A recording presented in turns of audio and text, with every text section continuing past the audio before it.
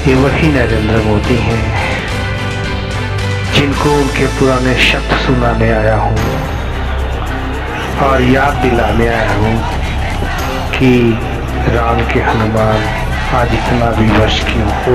जब आप आए थे तो संसद की ड्योढ़ी पर अपना माथा नवाया था।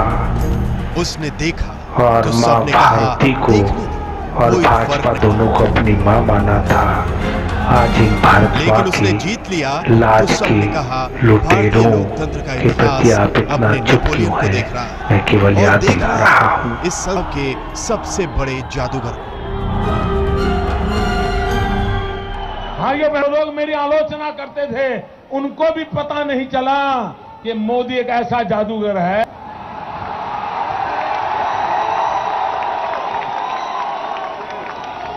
उनको भी जाने अनजाने में उसी एजेंडा पर ला करके मैंने खड़ा करा था जिसमें उनको डेवलपमेंट पे बोलना पड़ा। वो पुरानी 16 आने सच साबित हो गई कि वो आया, उसने देखा और जीत लिया। 16वीं लोकसभा अपनी 16 कलाओं के साथ उस शख्स पर कुर्बान जिसका नाम है नरेंद्र दामोदर दास मोदी।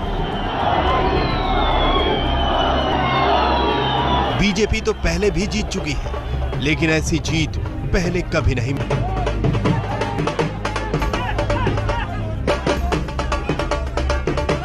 एक 182 की चौखट पर हाँपने वाली बीजेपी अपने बूते बहुमत के आंकड़े तक मचल गई। एक चाय वाले ने भारतीय राजनीति के प्याले में तूफान ला दिया। जो लोग लगातार पिछले 12-15 से मोदी की चमड़ी उधेड़ने में लगे थे, मोदी के बाल के खाल उतारने में लगे थे, इसके लिए उतनी रिसर्च की थी उन्होंने, इतनी मेहनत की थी, सब कुछ होने के बावजूद भी वेस्टेड इंटरेस्ट ग्रुप के लोग इसको माने या न माने, लेकिन इस बात को स्वीकार करना होगा कि इसमें देश के अधिकतम मतदाताओं ने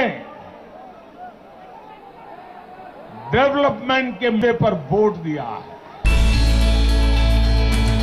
10 दिशाओं से आने वाली जीत मोदी की शख्सियत के सामने झुकती चली गई और इस अद्भुत जीत के विजेता बने मोदी गांधीनगर और फिर दिल्ली से वाराणसी। उसी वाराणसी में मोदी ने गंगा किया, उनकी आराधना की, गंगा आरती की, बाबा विश्वनाथ को नमन किया और नमन किया वाराणसी के उन मतदाताओं को जिन्होंने मोदी को अपना नुमाइंदा चुना है, देश की सबसे बड़ी पलियन। मुझे बनारस की जनता का भी सौभाग्य नहीं मिला। मेरे मुंह पर ताला लगा था, उसके बावजूद भी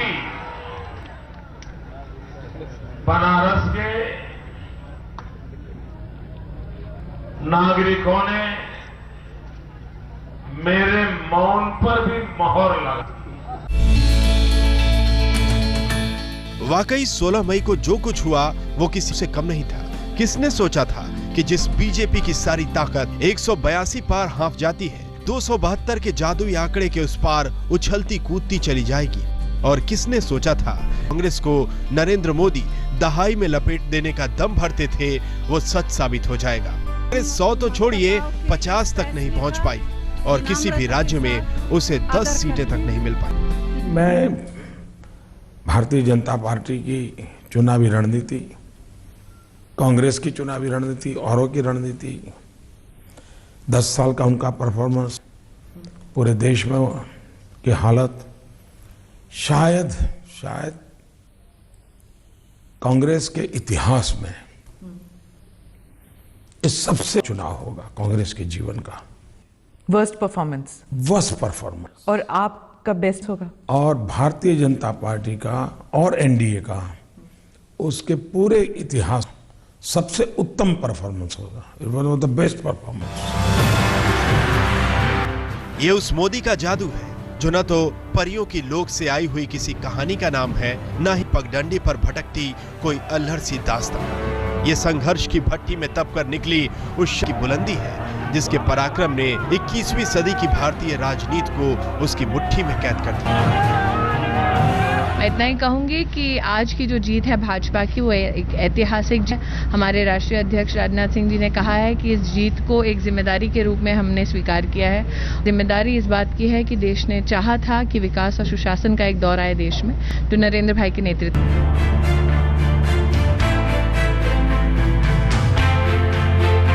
किसी की गोद में जिंदगी की कठिनाइयों ने जिसे दर्द की लोरी सुनाई, उस बच्चे की किस्मत में हिंदुस्तान की विधाता बनना लिखा है, ये किसको पता था? और ये किसको पता था उसमें के रेलवे प्लेटफॉर्म पर चाय लेकर दौड़ने वाले नन्हे कदमों के आज याद दिलाने आया हूँ कि काजू साधी रहा बनवाना। ये पुरानी वीडियो दिखाने का मेरा मकसद केवल यही था कि तुम जाग जाओ। ये हिंदुस्तान, ये देश आपके पीछे खड़ा है। जय हिंद।